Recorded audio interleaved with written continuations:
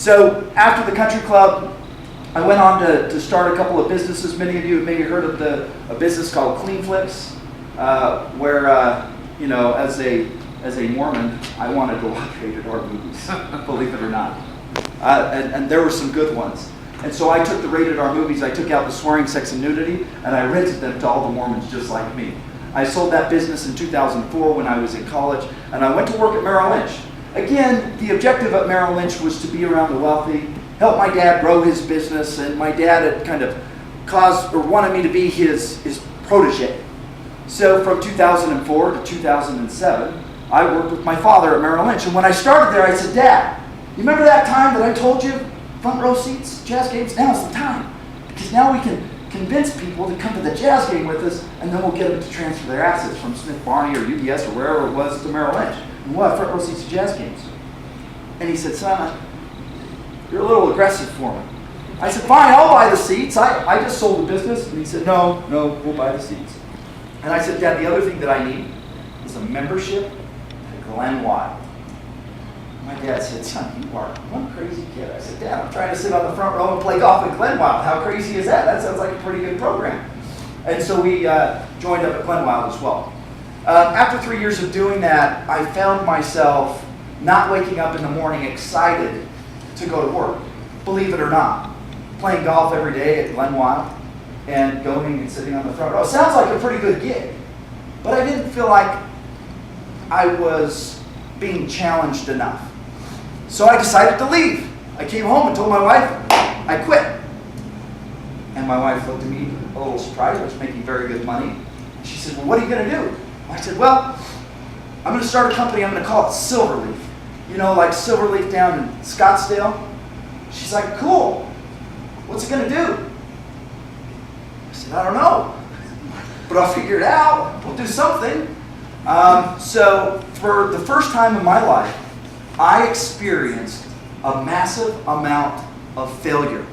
I was a millionaire by the time I was 25, but by the time I was 27, I had lost 90% of it. I was down to my last 100 grand because I was trying to invest in different things, and it wasn't working out, and the reality was I didn't know what the heck I was doing.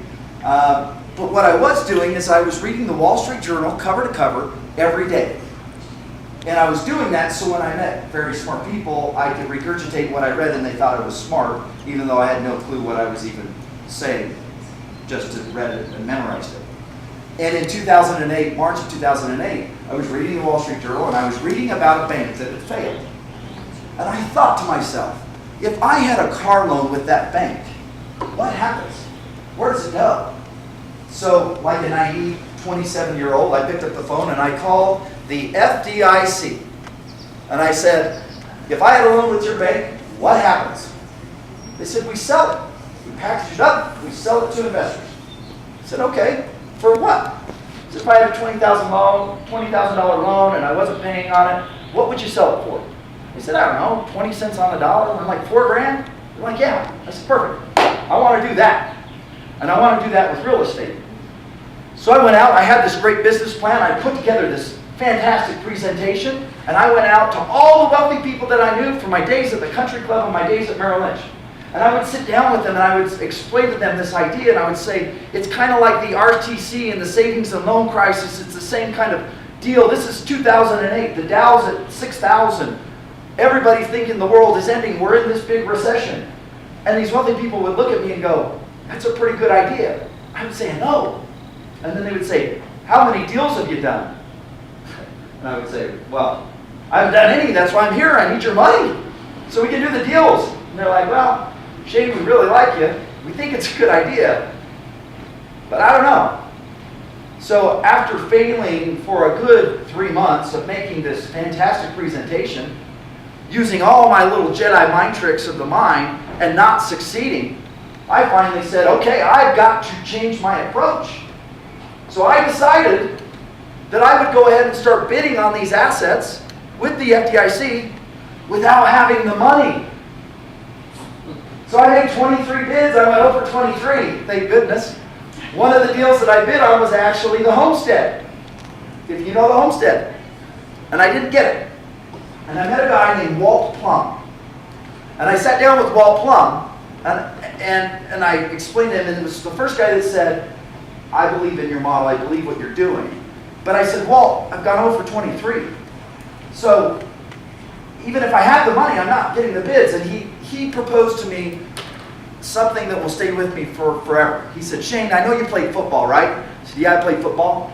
He said, have you ever scored a touchdown without the ball? I said, you know what, Walt? I don't know anybody that's ever scored a touchdown without the ball. So he said, you got to get the football. So I said, perfect, you're right. So I went to the guys that were selling these assets for the FDIC, and I became their best friend. And after I became their best friend, guess what happened? I got a deal. I bid on a $4.1 million loan in Chicago. The asset was a brew pub, and a bar and restaurant was the tenant. I bid $800,000 for this $4.1 million loan. And I got it. And all of a sudden, I had to put up, the way these deals work is you have to put up 10% down. So I had to give them $80,000, which was non-refundable, and I had to close in 2 weeks. So I went to the Walt Plums of the world, and I went to all these people and said, I have this fantastic deal. Lend me the money, give me the money, invest with me, do something with me. And finally, I found a guy that said, that's a great deal. I'll buy it from you for $1 million. You assign me the contract. I said, fantastic, you got yourself a deal. I signed up the contract, I got my $80,000 back, plus I made $200,000. So now I'm at $300,000 in the bank, and I'm on my way. I spent the next 4 months doing deals similar to that. I generated about $3 million in cash in 4 months. And I was 28 years old at the time. And I thought I was pretty amazing for a guy that had no experience at all ever doing anything like this. My real estate background consisted of zero, and here I was out buying these assets. So I built an organization and a staff. I proceeded to buy, I got up to about 150 million is what I had bought. And in March of 2010, the Salt Lake Tribune and the State Securities Division filed a lawsuit against me over a deal that I had done in 2007. I'm finally on my way. I'm finally figuring it out. I've got lenders and investors, and all of a sudden now there's this article, over $200,000 on an investment that I made into a company called Garage Co. This is how smart I was. I invested in a company called Garage Co. You remember how I told you I made some mistakes in 2007? That was one of them. So in that process, I had employees. I mean, the Tribune's writing an article about this guy who is unethical and all these variety of things. And my belief always has been, for every negative, there's a positive. There has to be, right? How many of you in science, positive ions, negative ions? Positive thoughts, negative thoughts, right?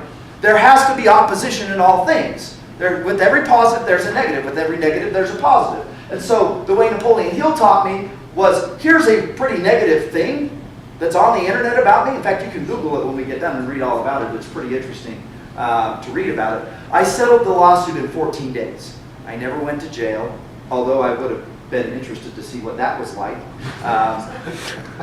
But it was a very serious thing. Over a couple $100,000. I paid the people and went on my way. Learned a lot. Learned a valuable lesson. But I had a staff and a business, and people were freaking out, going, with this on the internet, is the FDIC going to still sell us stuff? Are investors still going to invest? Are you going to make it? And I said, that's a pretty negative thing, so for every negative thing, there has to be a positive. So there's a seed that gets planted over here on Team Positive side of the equation.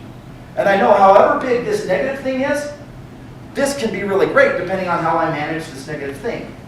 Well, I went on to buy $650 million more of debt. In that process, I bought the Cornerstone Club in Montrose and Pine Canyon in Flagstaff. Not that I was getting into the golf course space, but it was pretty cool. $30 million clubhouse, $125 grand to join, dues at $1,200. We had 160 members when I bought the club. By the time I sold the club, we had added 102 members in a little over a year and a half. I had the staff doing these kinds of things every single morning. They would stand up, I had a program that goes Monday through Friday. We spend 15 minutes before we get the day started because I wanted mine at positive, because I knew if they wanted to be there, they would be more productive. And if they're more productive, then the members will be happy. The members are happy, you're happy, right? They say, happy wife, happy life. In your world, happy member, happy life, right? And so we did that. I ended up selling that club about a year ago. In that process, I learned another valuable lesson. So I own this club. I'm 31 years old. And at this time, I have my jet. And I'm flying down to Flagstaff. And I'm playing golf with, you name it. I'm playing golf with them.